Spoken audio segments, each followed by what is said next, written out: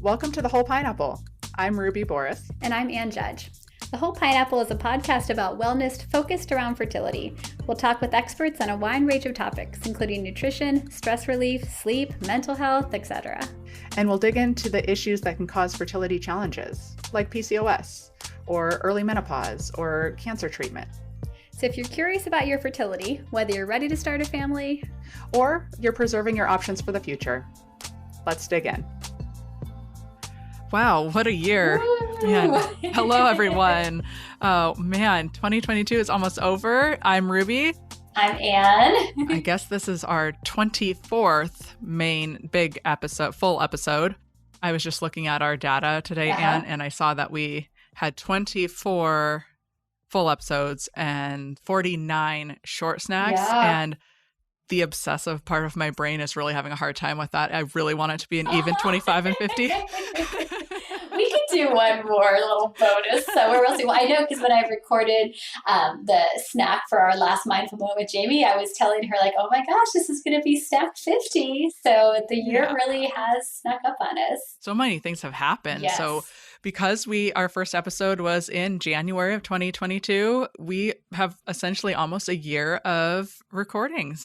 So today is kind of a fun episode for us to just review and reflect on what's happened over the last year and talk about some important things that have occurred. It's been a kind of a big year for reproduction. And from that, a little bit of previews for the things we're excited to talk about next year too. So Yes. I was going to say, before you guys stop and hit the skip episode, because I don't know if it's maybe just like our age that we had actual like TV episodes with commercials and things that you had to wait the whole week for. That like when you had a clip episode, it was like the worst thing ever. So this is not a clip episode. There's going to be so much fun new content. Don't worry. There's lots to learn still. That, and do you remember having to run to the bathroom in between like at commercial breaks so you didn't miss anything? Mm-hmm. It's so strange now because as we travel, like my kids still don't quite understand how broadcast TV works. Because like if we turn on a TV in a hotel room, they'll be like, can you skip this part? I'm like, I can't. You have to watch the commercial if you want this. So they're like, I want to watch this. I'm like, yeah, we don't have that. Like this is not home where there's like an instant access to like what is on. And that's what it was when mommy was growing up. And they're like, what? So kids these days, they just won't understand. I don't know where that accent came from. Montana, Ruby. You should know. No, we don't quite sound like that. We'll cover this episode with lots of in-jokes. So those of you that have been listening the whole year and know a lot about our backgrounds will get it, and everyone else will be confused. So yes.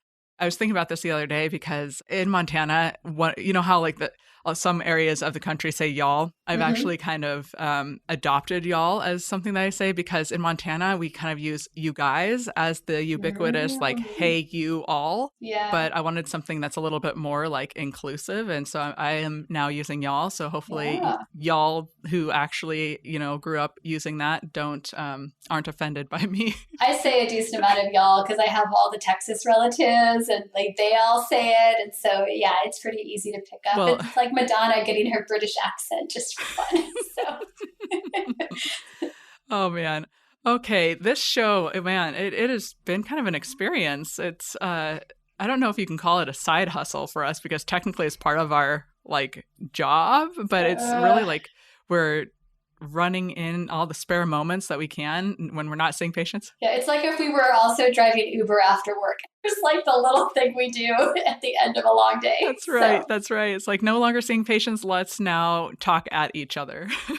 Do you have the stats, Ruby? From starting in January, we are now global. It's at least 20 countries around the world, which still makes me a little uneasy.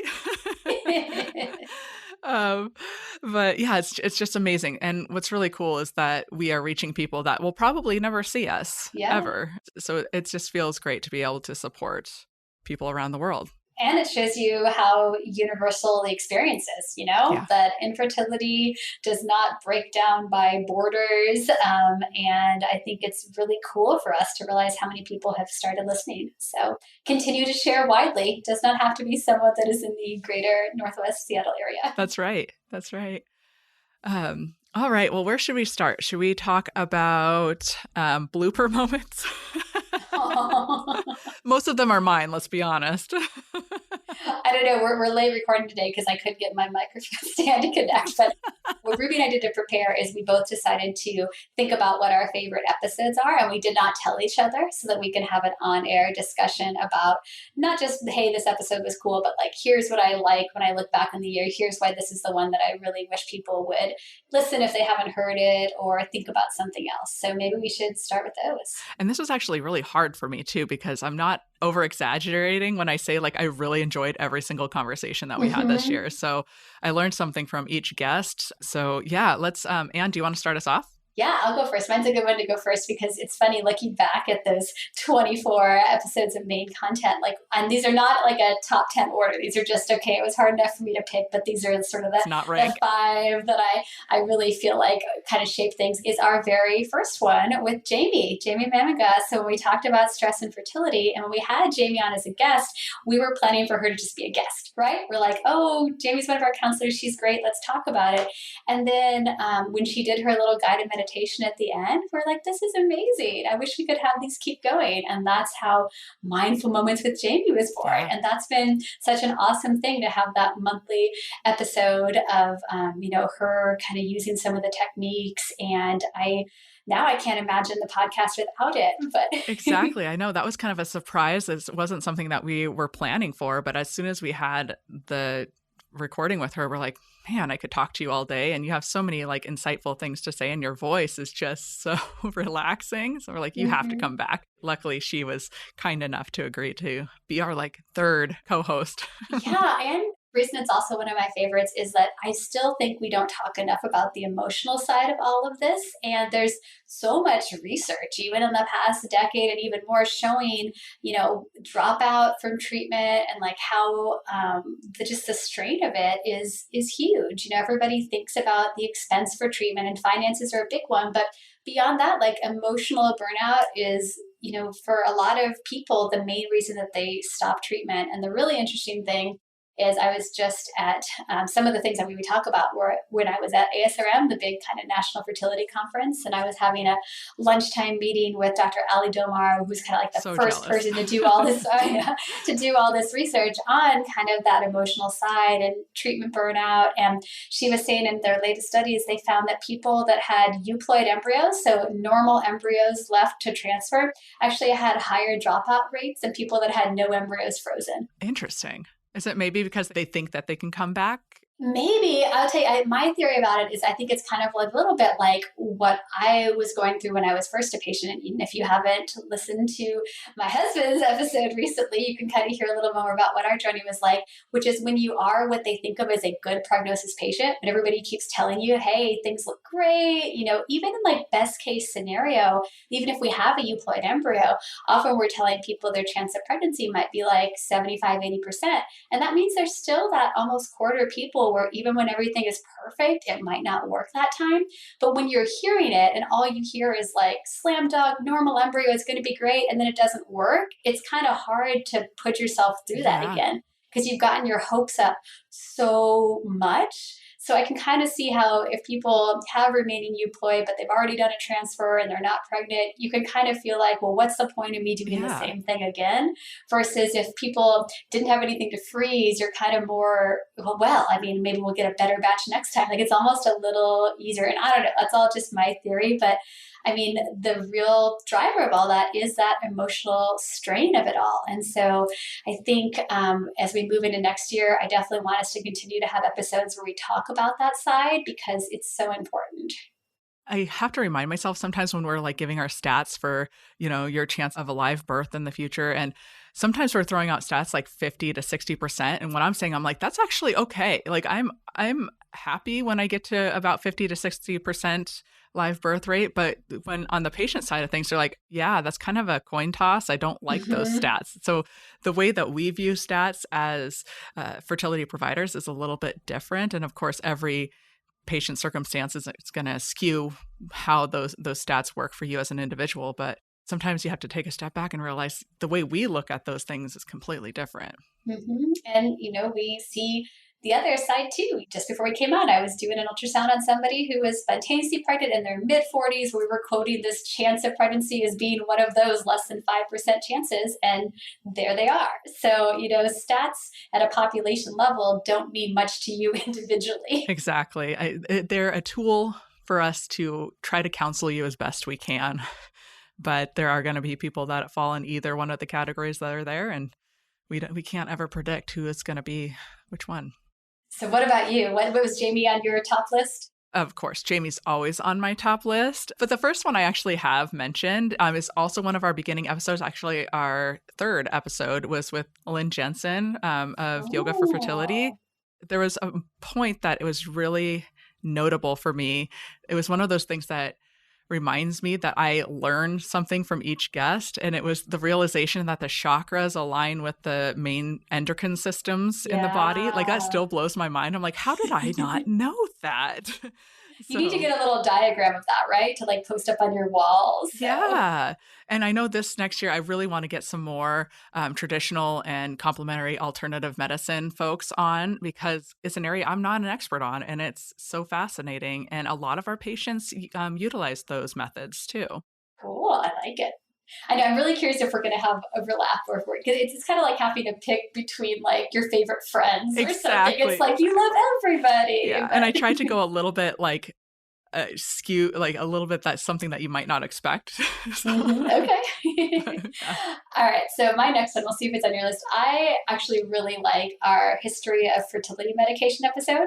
And part of me is like, oh, I'm going to sound like a narcissist. Like our favorite episode are the ones where we just talk, and who needs a pesky guest? Because it's more fun. I agree, actually. But I just feel like in this field, and even people going through treatment, a lot of people don't even think about what's in the shot, right? It's just kind of like, oh, this is what they said I had to do.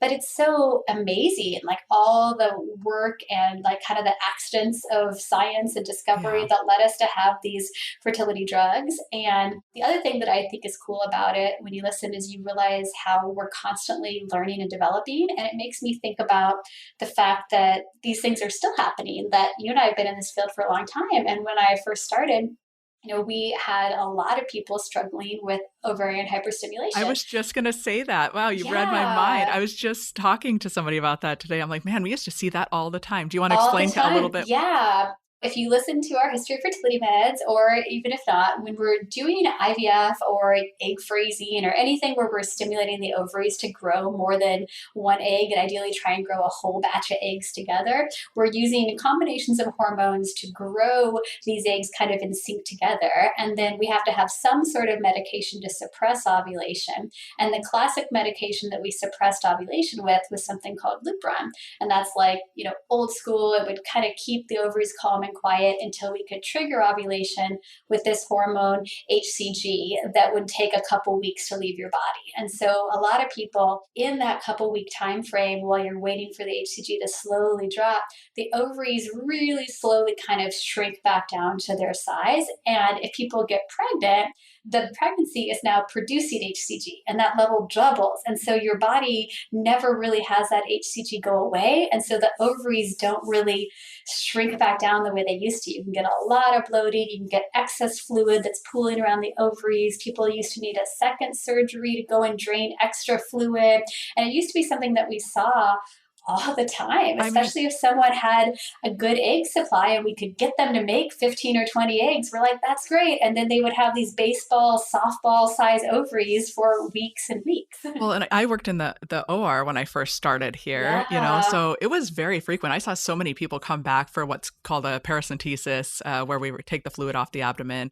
Like, I can't even remember the last time we had a para in our OR. Pretty rare. And that's because with medications in development, they realized that instead of suppressing ovulation with lupron, we could use what's called an antagonist, and there are different forms of it, but it's basically like a different hormone that kind of just shuts down that pathway so the body won't spontaneously ovulate. And because it's a different hormone, it meant that we could actually, instead of having this kind of slow daily dosing of Lupron, people could give themselves a one-time bigger dose of Lupron, and it would also cause the eggs to mature, but in a way where that hormone leaves your body much faster. And so a lot of people, the bloating, the soreness, instead of peaking and then taking weeks to go away, often people are feeling pretty normal within a couple days to a week after the egg retrieval. And that was like a game changer in terms of us being able to kind of stimulate the ovaries a little bit more, because we can get a few more eggs to grow now if we're not so worried about them having this prolonged recovery. Yeah, and we can push a little bit longer. Yeah. And it really changed the way we're doing things. Now it's so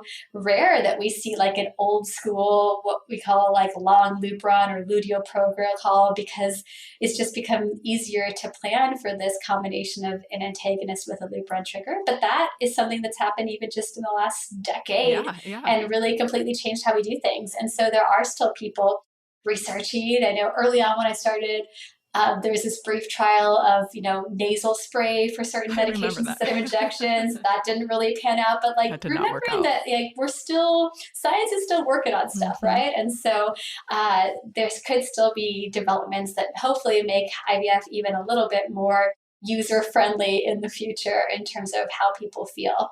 I think we mentioned it in one of our first episodes, but I am really interested to see how the progression with uterine transplantation, even in the next couple of years or 5 years, I think we're going to see some pretty cool things happening with that. So you're right. Things have changed. In fact, it hasn't been that long since Clomid came out, but yeah, exactly. Like your grandmother's generation. I mean, and really all of this stuff is still within this time frame of recent memory, and who knows what we're going to be doing in the future. Yeah, I really like those history episodes too, because it just does highlight how much can happen in such a short period of time. What's your next one? So I think you're going to be totally shocked about this one. Which of the nutrition episodes is it? I actually have the section titled Meeting Heroes. Oh, I have that. Yeah, I call mine celebrity guests, but yeah, you go ahead. You guys are all celebrities in our hearts. That's true. But Michelle Tollefson, episode 8. I had seen Michelle speak at many conferences in the past, and she's just so knowledgeable and presents this important lifestyle medicine information in such a relatable, approachable way. Sometimes when we're talking about wellness and behavior change, it can feel a little bit like you're being lectured at, and then overwhelming, like you don't even know where to start and don't even want to. Like, I'm never going to be able to do this, so why should I even try, kind of thing. But not with Michelle, not the way she presents things. And I can tell you, because I met her at in person at the Plant-Based Nutrition Conference in September, and she's just as kind and wonderful and sweet and down to earth as she comes across on our episode. And what's really exciting is that we are actually going to be talking to her again in January, because she just came out with her most recent book, Paving the Pathway for Menopause. And that's going to be a very interesting conversation. It's something that we haven't talked a lot about yet. No, and that's another thing I definitely want to talk more about next year. My vacation reading, if people were listening to our gift episode, I was almost done now with reading the Menopause Manifesto by Dr. Joe Gunther, and we're going to have that as another book review. And there's so many cool things to talk about menopause. And the thing is, it's really interesting to think about, even for people that are nowhere close to it, because if you understand all the hormones, the things that we're talking about now, you see all the things that happen near the end. And even the way that our language relates to menopause, we need to change, because it's not like a failure in a system. There's all these, her book, she's got some great, this is Dr. Gunther, but talking about how if we talked about erectile dysfunction with aging, the way that we talk about menopause in terms of, a sign that, penile fatigue, instead of saying, the ovarian supply is exhausted, and, acting like, our bodies they do have this finite supply of eggs, and there are reasons that we continue to survive after those eggs are gone. And the symptoms that go along with that are things that we should manage, but they're not a sign that it is a disease or an illness. And we really need to move away from that illness model of menopause, or acting like there's no value left once you're done with those reproductive years. I'm so excited to talk about that book because it just, the way she presents information is just great. It just speaks to my heart and my humor. One last thing about Michelle, we were recording in the morning before clinic started, right? And I remember, I am not a morning person, okay? Like, no one should talk to me for the first hour that I'm awake. Like, our medical assistants know that I just communicate in grunts right up until like the first time I walk into an exam room, and then I just like turn it on. But I got up at like 4:30 in the morning that day, and I was just so excited. And that's not like me at all first thing in the morning. But like, I got a great workout in that day. I had a nutritious breakfast. I was like on point. So like that was a good day for me. I think our earliest was our sexologist episode, because that's where we had to come in to line up with Brussels time and be like in the office at 6 or so. Yeah, Johann Hannes, yep. You got the name, first try. I actually went through and listened to myself say it in previous episodes because I'm like, I can't remember now. And so, yes, shout out to our international guests, being able to have a sexologist on. That's another aspect of the fertility experience that we don't talk enough about, how it can impact sexuality and relationships. And that was a great conversation. I'm really glad we were able to have him on. It was really fun to have an international perspective on, too. Yeah. All right, who's up next? I was going to say mine is similar to yours in my celebrity guest category, although I like your Meet Your Heroes is the nicer title. Just being able to, the same thing, talk to people that we have read about or read their books or seen them at conferences. So I loved having Regina Townsend on. I loved having Jamie Kelton, from If These Ovaries Could Talk. Just being able to actually ask people things that you've thought about when you have read their book or listened to their podcast was such an amazing experience. So I highly recommend people listen to those because they're also such great storytellers. That's the thing. It makes you realize that this is such a personal experience. And that's why so many people that work in the field often came into it because of having their own story and being able to take what you learn from you personally and like relate it to others and be open about your story and then go that next level to actually like do the work. I mean, all the stuff that Regina is doing right now for advocacy, I mean, we just can't say enough good things about it. And we're so happy that these people were able to spend some time with us. This is where we have some overlap because I had Regina and Jamie Kelton on my list too. And Regina, she's just so genuine and authentic. And I seriously could not stop smiling after our recording, during our recording and after our recording. And I think, didn't we go over like a lot on time because we were just like, couldn't stop talking? Because we were trying to get her to be best friends with us. Yeah. I don't know if we've convinced her, but we're still working on it. It was great. But I actually, in preparation for this episode, I went back to her website because I wanted to see where she was at on the Well Lit project. And there's a really amazing YouTube video up now that just kind of gives a summary of what the vision is for that. And so let's all help her turn on the light. So I will link that video in our show notes just to take a look and see what amazing things that she's doing. Definitely. And from that, Dr. Jasmine Johnson, too. I don't want to forget her. I feel like her episode talking about racial disparities and justice in reproductive care, I mean, that's another one that I really like people to go back and listen to because this is an issue that is still, I mean, it's like you feel like it's just a pile on. Such an important episode. Yeah. And that's one of my, And it was so timely, too. Yes. Like that, I mean, it's still applicable for sure. But remember, we are all feeling very uneasy and unsure of what was going on at that point in time. And so she was just a really level-headed person to talk to. And it was great. I really liked that episode a lot. I had a note about Jamie Kelton's episode from If These Ovaries Could Talk, a Queer Families podcast. I can still feel the excitement I got when I got her response.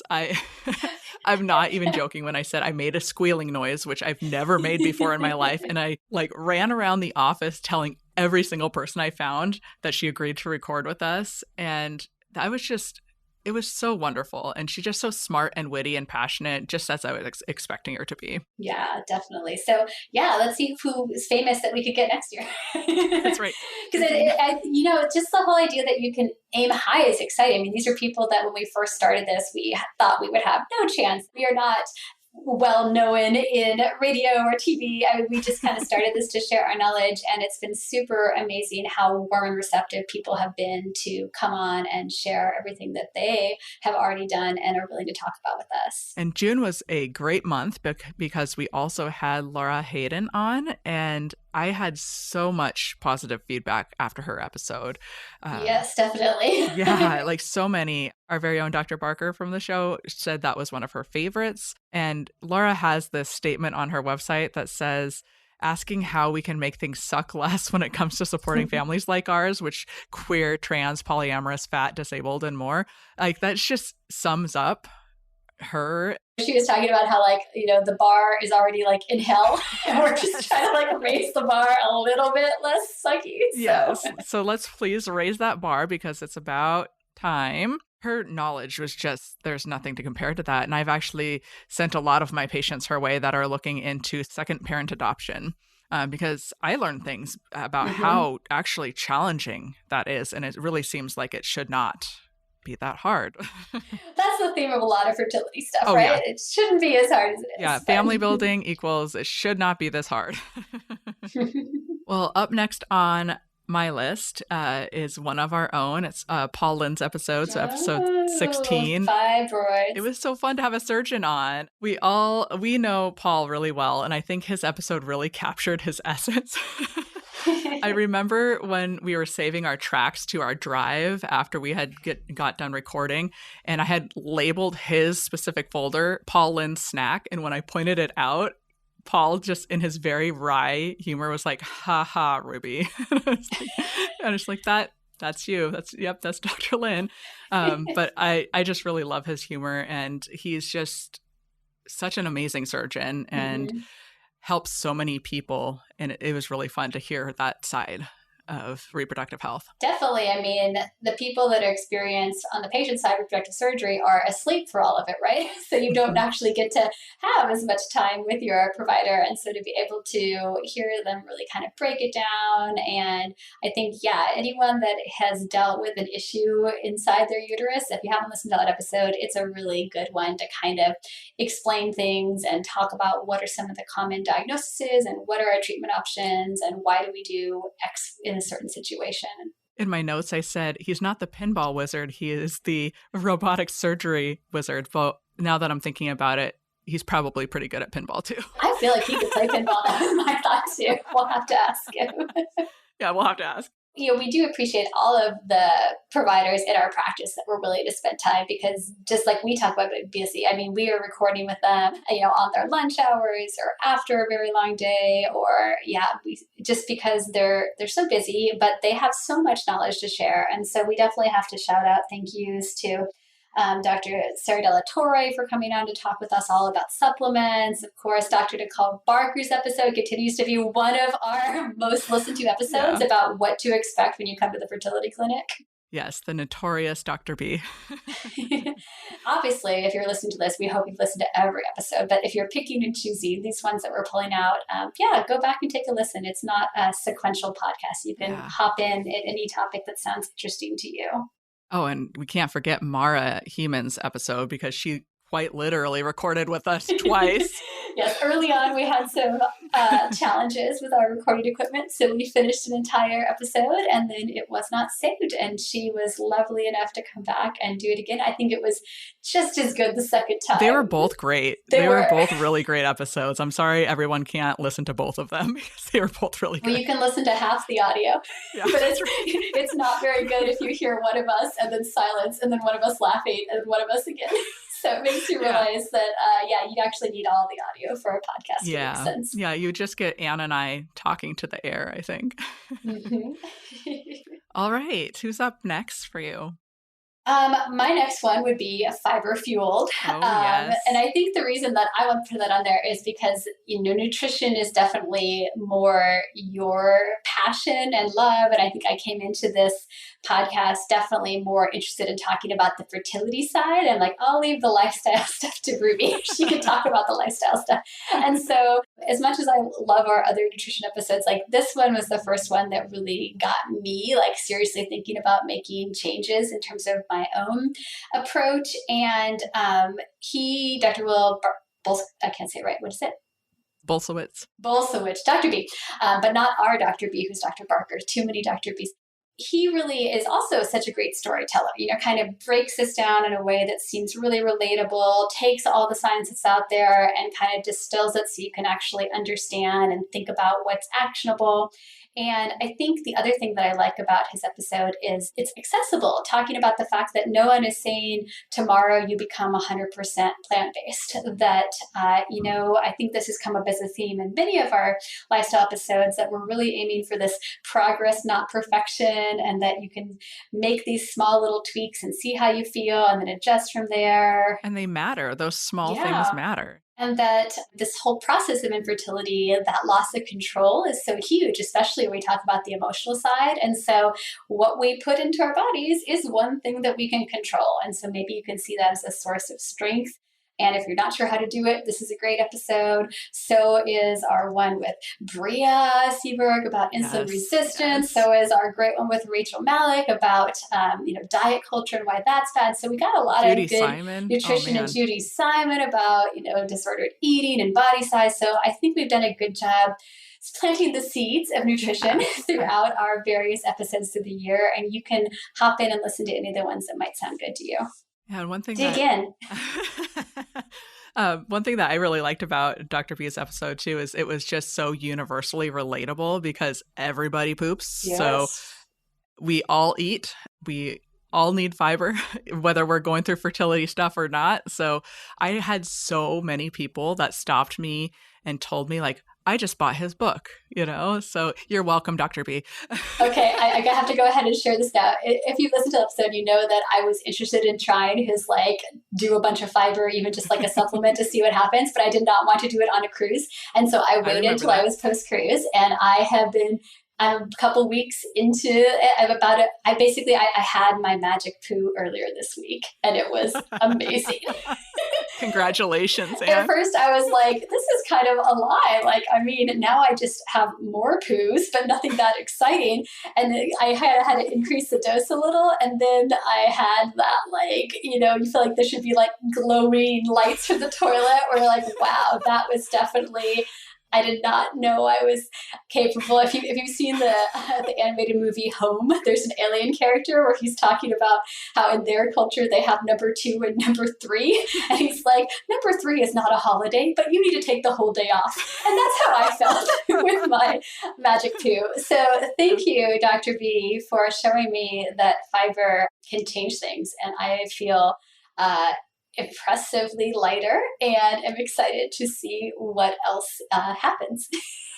I can't stop thinking of the poop emoji with little stars around it. Yeah, I would picture that. You kind of want the angel noise in the background. So I think it was a good decision to not do that while sharing a cruise cabin with a bunch of family members. But probably. Yeah, try it out at home. Listen to the 5 episode and see if you can have your own magic poo.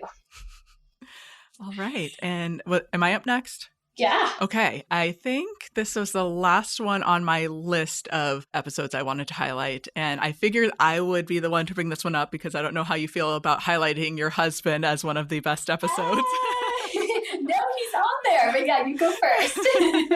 But man. You praise him and then I'll praise him. Yeah. I mean, he deserves it. He's a podcast star. So if you have not listened to Nick's episode, it was just last week. Please go and do it. It's probably one of our most shareable episodes because it is, man, he was just so open. And yeah, he was more open than I thought he would be. Yeah. So we don't have deep talks at home. I should have him be on the podcast all the time and just ask him any of my questions. Yeah. Anytime you need to work through something, just bring him on the podcast. But I have never laughed so much in a half an hour. I I'm pretty sure that our editors had to cut like 99% of my track because it was just me cackling in the background. But I mean, I should have known I was done for just by your opening line. Yeah. So if you haven't listened to None is the Loneliest Number, a story about severe male factor infertility, go back and check it out. And yeah, I didn't exactly say Nick, but my favorite is I said listener stories. So Yes. this is something that we definitely knew from the beginning that we wanted to have. And it was great. I really appreciate Amanda Ellis coming on and sharing her story of building her family with an embryo donation, and Monica Pubis for showing her up and down fertility journey that ended with her becoming a fertility coach. And definitely we want to continue to feature these next year. So if you have your own story and you would love to share it with our global listening base, and especially any international listeners, that would be great, because one of the things that I'm always so fascinated by is how different things are in different countries. And so yeah, let us know if you want to share your story, and we would be glad to either have someone as a guest, or we could certainly just read some small portions on air of someone's story if you're a little shy about being recorded. Yes. So thewholepineapple@gmail.com. You can send us your stories. And, you know, even if it's just to tell Anne and I and you don't want it shared. Yeah, you don't have to share. We love hearing these stories, and we feel so honored and humbled when you guys do share your stories with us. There I go with that Montana, you guys. You hear it? For those who shared with us this year, thank you so much for the privilege of hearing your story. We did get stories sent through our email. So if you want to send us your story, or you just want to say hello, we love that too. thewholepineapple@gmail.com. And we're hoping to get more of those listener stories next year. Yes, definitely. So those are my favorites. Is that your list too? I think that's my list, I think. Yeah. And again, we love all of our other episodes and guests too. We want to thank Natalia Groff for coming down to talk about endocrine disruptors, especially because it could be such a scary and overwhelming topic. And, you know, we're probably going to have somebody come on again next year too, because this, just like the other things, this is something that's not getting better, right? Like we're continuing to learn more about the scary things in the world. Yeah, she definitely talked me off a ledge there because I was scared. Who else do you want to shout out and thank you to? We'd be remiss to not say thank you to Dr. Laura Shaheen, because she beautifully discussed a topic that is one of the hardest topics to discuss, and not everybody talks about pregnancy loss, let alone recurrent pregnancy loss. Thank you, Laura, for the breadth of your knowledge and experience and supporting those people that have experienced miscarriage or recurrent pregnancy loss. And that's another thing, like all these episodes, as I said, you can listen to them at any time. And so, you know, one of the things we mentioned early on in that episode is that people might not be in the headspace to hear it if they've recently had a loss, but know that it's there. And she does a really good job outlining what science we have and really the hope that's out there too. So I would encourage people to listen, or that's another good one to share. If you know someone that's been going through a hard time, I think she is such a great resource in this area, and I really appreciate her being willing to summarize in such a short amount of time kind of all the stuff that she's been doing for a long time. And then speaking of kind of like those hard topics, Wendy Sloniker, talking about grief, no one wants to do it. Yeah. It is hard, but so real, and all of us have experienced it in some way, shape, or form.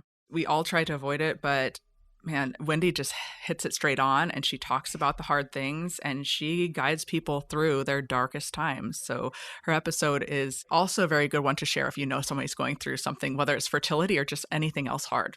Definitely. And she also has her own podcast. If you need a little bit more content on grief, it's called Heart Healing from Loss with Wendy Sloniker. So you can find that wherever podcasts are.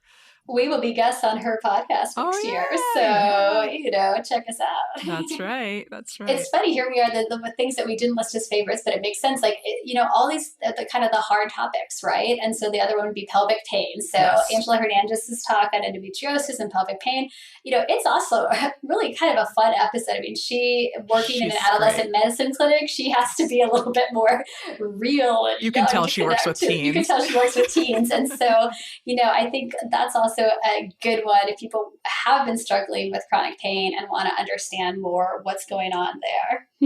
And she just demystifies endometriosis and pelvic pain, and she really does a lot of support for women and girls and other people with uteruses and ovaries. And I think endo and pelvic pain are something that's not always found out right away as she talks. You know, it's something that people miss, and it's painful, quite literally and physically and emotionally. So she's doing great work up there at Children's. I still like that title, When Periods Are a Pain in the Pelvis. So, yes.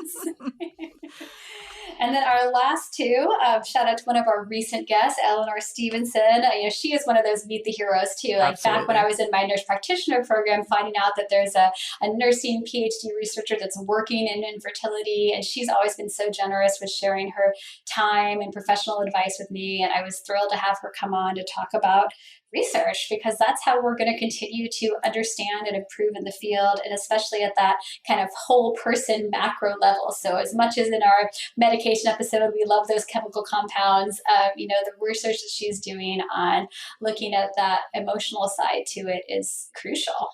Yeah, thank you to Eleanor for also being a great example to future aspiring nurses and researchers. Yeah, I got some free time to get a PhD. Go on back, reach out to her. Yeah, she's available if you need to talk about anything like that. And then we cannot leave out Melanie Mickelson. She's also one of our own, and she is just the amount of knowledge that she has about all things counseling related to fertility, especially anything that is donor sperm, donor egg, donor embryo related, any of the what we call third party reproduction stuff. She really knows the ins and the outs and the little things that you might not think of when going through, but she knows what are potential things that you might not think about for the future or even before your cycle. So really, really amazing episode. And that's our full year. And of course, all of our snack, but I mean, there's so much going on there. But yeah, those are definitely my highlights. I'm glad we had some overlap and some surprises for each other. Yeah. So next, we are going to kind of pivot a little bit, and we are going to discuss other events that happened in 2022. So, Anne, go ahead and start this one too.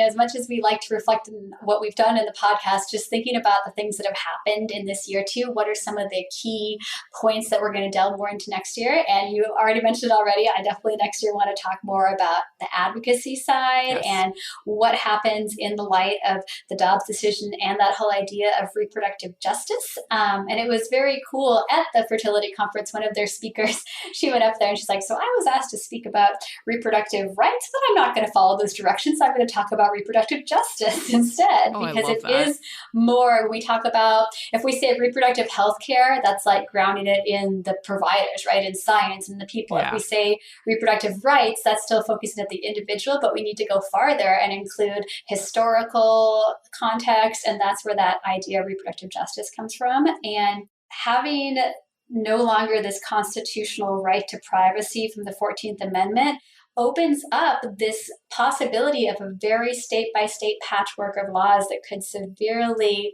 impact what is available in terms of reproduction. Obviously, we could do episodes all about this, and we plan to, but just the key things to think about, I think, is this is something that there's been a little bit of for a while. Like, I don't know if everybody knows, but Louisiana has had for over 10 years laws that do not allow for the disposition of embryos. So people that do treatment and have frozen embryos in Louisiana aren't able to discard them if they are done building a family, or sometimes even if an embryo is abnormal. And so they can just ship them out of state right now and have disposal. But if we end up with a bunch of states that have patchworks of laws like that, that's something that could severely change how we do medicine. And I think a lot of people, I don't think there's going to be a lot of states that are going to intentionally set out trying to regulate this, because they know that fertility treatment is incredibly needed and people need it across the political lines. But there are 5 states that had measured on the ballot this past fall. There are going to be other ones that put in place laws that the purpose of the law might be aimed at abortion, but if they have language that says from the moment of conception, or anything that basically defines once egg and sperm has met up as being equal in a legal status and rights to a person, that's going to mean that fertility treatment is really also potentially unworkable in the lives of the even basic things like freezing an embryo. If we say that 85% of embryos are going to survive that freeze thaw. Can we do that's not 100%. Yes, it's a high survival rate, but it's not 100. And so if we're not going to take a chance, if we're saying that an embryo does have the same legal rights, that really changes a lot. And this has happened in other countries. For years, Italy had laws saying you couldn't freeze embryos, and so you weren't able to fertilize more than 3 eggs. And Germany has had similar laws. So this is not like a completely out of left field idea that state policy might impact how things work. And that there's so much I want to talk about, but that's definitely, for me, that's been a huge thing this year. Yeah. I mean, I think even though people, it's not like it came completely out of left field with the Dobbs decision, but I think people were still surprised by the breadth of the opinion in terms of just completely saying that the prior interpretations of having this privacy component is no longer there. And with the standard that Dobbs set, where you're basically saying that the 14th Amendment, what a lot of these rights had previously relied on, could only apply to things from that time. And so therefore, obviously, you did not have IVF back at that time. Right. So you have even less of an argument. I think if you were to just poll not even just people that work in reproductive health or in fertility or anything related to reproduction, I think if you ask most people, a lot of people, what are the major events that happened in 2022, I think Dobbs' decision is going to come up a lot. And speaking of ways that it has reached farther than we expected, we thought when that came down, although it wasn't completely surprising, one of the first things people thought of, like, okay, well, what's next? What areas of justice and rights are potentially at risk here? And so one thing that's come out of that is something that just quite literally it headed to President Biden's desk yesterday or today. It's right there, is the Respect for Marriage Act. It's legislation that enshrines federal protections for marriages of same-sex and interracial couples, which that whole same-sex language, I need to go through and actually read it because I'm like, well, is that all like LGBTQIA people, or are they just specifying same quote unquote sex couples? But it also is same-sex couples and interracial couples. And when I was looking through that, I was like, although I'm very happy this passed, obviously. Right, the fact that you have to the fact that we have to say this again is just, it blows my mind.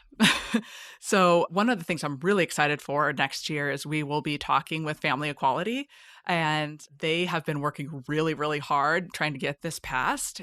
They are going to talk to us a lot about advocacy for LGBTQIA families and communities. And yeah, I don't even know what to say, honestly, about that, because it's just, I'm really happy that it passed, but I'm also very sad that we're still at a point where we're having this conversation.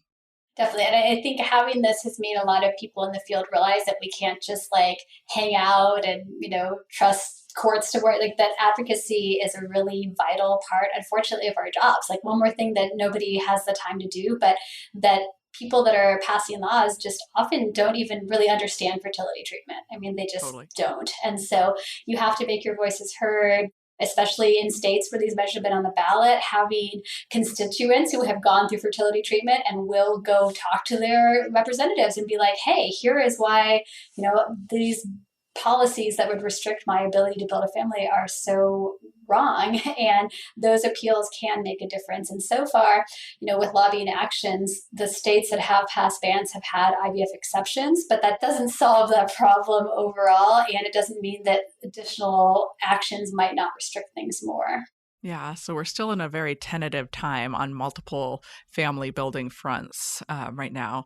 But one thing we are hopeful for 2023, we were hoping that it would happen 2022, but it actually got pushed off to 2023, as we're hoping that we'll see some development in Washington state, where Anna and I are at, from lawmakers to bring to the floor and hopefully pass legislation mandating insurance coverage for fertility treatment in our state. So that is another way that our field has been working with a lot of advocacy. We talk about Resolve a lot. They work really hard to advocate for this kind of stuff too. So that is something that hopefully will be coming up. And then my other one is just, again, science is so cool, right? We're always learning new stuff. And so when I was looking back at my notes from being at ASRM, I have these notes that I barely understand because it's all about ovarian reserve in mice and making mole rats and how, but it just makes me remember that we're still studying all these things. And we know that there are a lot of information with animal models and variants that can impact both your age of menopause as well as rates of aneuploidy or having like a normal embryo or not. And what has been kind of fascinating is you see this U-shaped curve where you have higher rates of aneuploidy in people that are getting pregnant in their like teens, and then it gets, low, and then it goes up again at the higher end. Yeah, that's so and so at the study they've been doing all of this, like in mice and mole rats, they're presenting all this like really cool electron microscope data for trying to figure out how does that pool of ovarian follicles move through development, and maybe it's different than what we thought.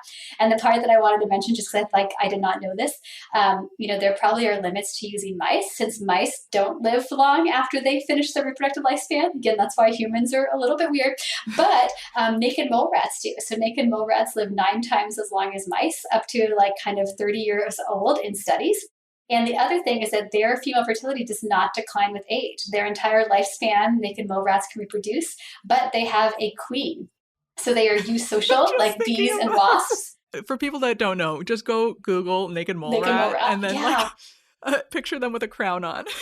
And also, but listen, if you're in the colony and you're the queen, that means that's all you do. For 30 years, you have to produce all the babies for the colony of the naked mole rats. Only the queen does it. All the other females in the colony are pre-pubertal. And so, and because the queen went through puberty, and if you Google, you can see the videos, the queen is bigger. So there's like this big, strong queen of the mole rats, and then all the other little mole rats just moving around. And because she's there through some chemical mechanism, it suppresses the puberty of all the others. So it's an epigenetic thing. That is so interesting. Yes. And so if you took any of those other females that were pre-pubertal and you put them in a colony with a male, and they would then become the queen. They would go through puberty and they would become the queen in the new colony. So they are the only mammal that we know of that can turn on and off their fertility. So how cool, right? Oh. And so even though it's like a long leap to understand what happens in naked mole rats and what could happen to us, this is the stuff that researchers are working on. And so definitely next year we want to talk more about epigenetics. Yeah. I was thinking we can have one of our genetic counselors come on and talk more about mosaicism and what we know. And so, this is another area in the field that we're continuing to learn more about, and we're excited to talk more about it next year. Jinkies, Batman. I can't imagine producing all the offspring for my entire community. Yeah, or the fact that any of the other ones, you plop them in somewhere else and then they go through puberty and they just become the queen. So, yeah. Wow. Nature. So top that, Ruby. What do you have that's more interesting than naked mole rats? Yes. Actually, my last one, I'm taking a left turn because it's more of a tribute, and it's really not fertility related per se, but I think it is human experience related because most of us who can appreciate music and are able to listen to music, it's something that is pretty universal, even though we have different. You just gonna talk about Taylor Swift's new album? What are we doing? No, not quite. Sorry, Anne. No, I'm actually going to talk about Christine McVie of Fleetwood Mac, who passed away at age 79 on November 30th. That woman's talent is legendary. She is the keyboardist, vocalist, songwriter. She's behind many of the band's hits. And did you know that one of her songs she wrote for Fleetwood Mac, Songbird, she talks about this in the Rolling Stones article that just came out about her passing. She basically woke up one night, and had this song just in her head. It was just there. And she got up and just in one sitting went to her piano, wrote and composed that whole song in one sitting. It's just epic. It's mind-blowing. So if you haven't already read the Rolling Stones tribute to her, I will link it in the show notes, but rest in rock royalty, Christine McVie. She's kind of the naked mole rat queen of the rock and roll community. That's right. So, tied it all together. From what I've read about her, she seems to have a great sense of humor, so I think she would appreciate that. And that's kind of a teaser for one of our episodes that are coming out. Actually, our very first snack episode of 2023, we're going to be talking about music and our quote unquote playlists for our infertility journey. So And that is also a nice segue into the fact that, unlike Songbird, this podcast does not just spring fully formed from Ruby's brain in a single setting. That we really want to also end this episode by doing a shout out to all of the team that has helped us get here. So our production team at Audiotocracy, Shannon, Donna, Kim, they make us all sound good. Yeah, they make me sound much more professional than I usually am. And for Lynette for helping to manage our schedules and deal with all of our emails, and for making us a really adorable pineapple crocheted plant holder. We should definitely post that at some point. And of course to SRM for supporting and backing this. We could not be here without their support. And Ruby, you had a great sentence. You want to read yours? It's really a testament to SRM's values that they work to serve and reach people around the world, most of which who will never walk in our doors and be our actual patients. So thank you so much for this, taking my dream and backing this endeavor and really helping people far-reaching around the world. And again, thank you to all of our guests. You brought the Bad Bee energy to our episodes this year. Thank you so much. Ruby, I have to ask, I saw your shows. I don't know what it means to have bad bee energy. I'm too old. You're not going to let me say it because I can't swear on this podcast. Okay, we can do it. We'll add it in. So we'll add in a bad beep energy. I get it now. I didn't know if it was some cool acronym. I'm too old. I'm almost in menopause, Ruby. That's why I have to read the book. I'm not going to know all these things. Well, we might reach the menopause together. So the book we're reading is very appropriate. And who is our biggest thank you at the end? Our listeners, of course. Of course. Yes. We do this for you. We couldn't have done this without you.